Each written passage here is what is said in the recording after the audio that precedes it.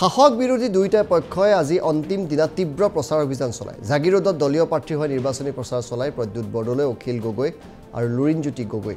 আৰু তেওঁলোকক আক্ৰমণ লক্ষ্য কৰি লয় পীযুষ হাজৰিকাই। মন্ত্ৰীজনা হুংকাৰ, দুই গগৈ আৰু বৰদলৈৰ দাদাগিৰি নচলিব জাগিৰোডত।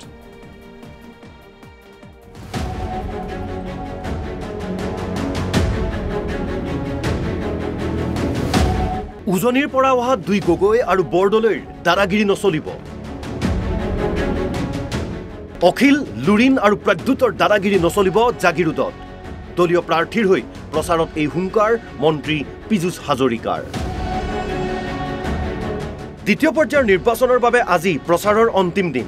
অন্তিম দিনটোত নিজ বিধানসভা সমষ্টি জাগিৰোডত কেইবাখনো প্ৰচাৰ সভাত অংশগ্ৰহণ কৰে মন্ত্ৰী পীযুষ হাজৰিকাই। নগাঁও লোকসভা সমষ্টিৰ বিজেপিৰ প্ৰাৰ্থী সুৰেশ বৰাৰ হৈ নেলিত আয়োজন কৰা প্ৰচাৰ সভাত মন্ত্ৰী পীযুষ হাজৰিকাই চৰকাৰে কৰা উন্নয়নমূলক কামৰ ব্যাখ্যা কৰাৰ লগতে বিৰোধী কংগ্ৰেছক কঠোৰ ভাষাৰে সমালোচনা কৰে।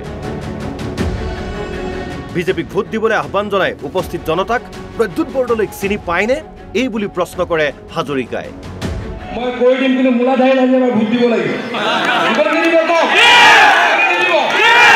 কংগ্ৰেছকে দিব।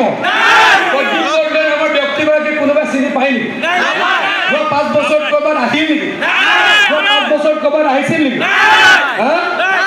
তেওঁ প্ৰদ্যুৎ বৰদলৈ কি কৰিছিলে জানে?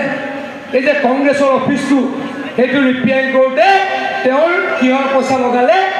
MP ফাণ্ডৰ টকা লগালে। আৰু কি নাম দিলে? কিবা এটা নাম দিছিলে, কিবা প্ৰশিক্ষণ চেণ্টাৰ নাম দিছিলে। যোৱা দুদিন ধৰি নগাঁৱৰ লোকসভা সমষ্টিত কংগ্ৰেছৰ প্ৰাৰ্থী প্ৰদ্যুৎ বৰদলৈৰ হৈ প্ৰচাৰ অভিযান অব্যাহত ৰাখিছে লুৰিণজ্যোতি গগৈ আৰু অখিল গগৈয়ে। জাগিৰোড বিধানসভা সমষ্টিতো দুই গগৈয়ে বৰদলৈক লগত লৈ প্ৰচাৰ চলাইছিল। সেই প্ৰচাৰক কটাক্ষ কৰি মন্ত্ৰী পীযুষ হাজৰিকাই ক'লে, উজনিৰ পৰা অহা প্ৰদ্যুৎ বৰদলৈ, অখিল গগৈ আৰু লুৰিণজ্যোতি গগৈয়ে জাগিৰোডত দাদাগিৰি কৰিছে। সেই হলটোত 400 মানুহ ধৰে। হলটোৰ পিছফালে খালি মোৰ লগত ভিডিঅ'টো আছে, মই পঠাই দিব পাৰোঁ। তাতে আহিছে অখিল গগৈ, ডাঙৰ নেতা, নিজৰ সমষ্টিতে এবাৰ হাৰিব। লুৰিণ গগৈ অলৰেডি হাৰিছে। আৰু প্ৰদ্যুৎ বৰদলৈ, তিনিগৰাকী আপাৰ আছামৰ নেতা আহি আমাৰ এতিয়া দাদাগিৰি কৰে। এতিয়া আমাৰ দাদাগিৰি কৰে আপাৰ আছামৰ পৰা আহি। আমি মানি ল'ম নেকি? কওক, আমি আপাৰ আছামত যাওঁ, ভৰিত ধৰি সেৱা কৰোঁ। মই আপাৰ আছামত যাওঁ, লয়াৰ আছামত যাওঁ, ভৰিত ধৰি সেৱা কৰোঁ।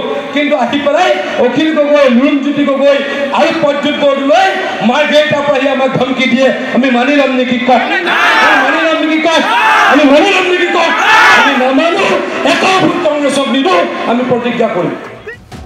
এই প্ৰচাৰ সভাতে পীযুষ হাজৰিকাৰ সৈতে দেখা গ'ল তেওঁৰ পত্নী তথা অভিনেত্ৰী আইমী বৰুৱা।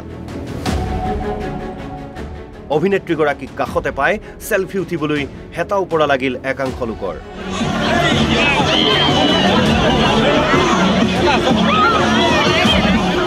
বিজেপিৰ নিৰ্বাচনী গীতত হাত চাপৰি বজালে আইমীয়ে।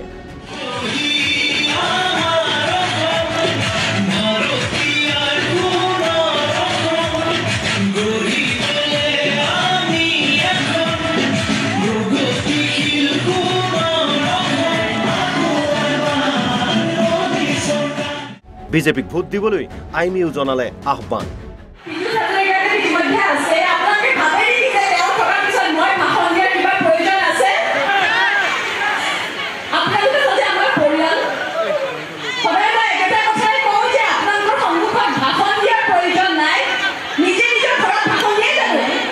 সকলোৰে ওচৰত অনুৰোধ, আমাৰ মানুহখিনিয়ে এটাই সৰু ভুল কৰোঁ, সেইটো হ'ল নিৰ্বাচনৰ দিনা আমি সকলোৱে ভাৰতীয় জনতা পাৰ্টীক সমৰ্থন কৰোঁ যদিও কি ভাবোঁ বাৰু? ভাবোঁ যে মই এগৰাকী মানুহে ভাত ৰান্ধোঁ, বাকীখিনি যাওক, এজন ঘৰ ৰখীয়া থাকোঁনে নাই বাৰু ঘৰ ৰখীয়া? এইবাৰ কিন্তু ঘৰ ৰখীয়া নাথাকিব। ইফালে পীযুষ হাজৰিকাই দুই গগৈয়ে দাদাগিৰি কৰা বুলি মন্তব্য কৰা সন্দৰ্ভত চামগুৰিত প্ৰচাৰ সভাৰ মাজতেই মুখ খুলিলে লুৰিণজ্যোতি গগৈয়ে।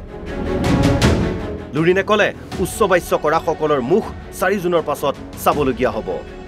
4 জুনৰ পিছত আমি এইসকল যিসকল ব্যক্তি এতিয়া কৈ আছে উচ্চ বাচ্য কৰিছে, তেওঁলোকৰ মুখ আমি দেখিবলৈ পাম। জাগিৰোডৰ পৰা যুগল কিশোৰ বৰাৰ সহযোগত ব্যুৰো ৰিপৰ্ট, NB নিউজ।